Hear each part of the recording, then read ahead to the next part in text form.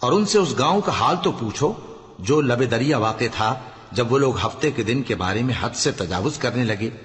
جبکہ ان کے تعطیل کے دن یعنی سنیچر کو مچھلیاں ان کے سامنے پانی کے اوپر آتی، اور جب ہفتے کا دن نہ ہوتا تو نہ آتی۔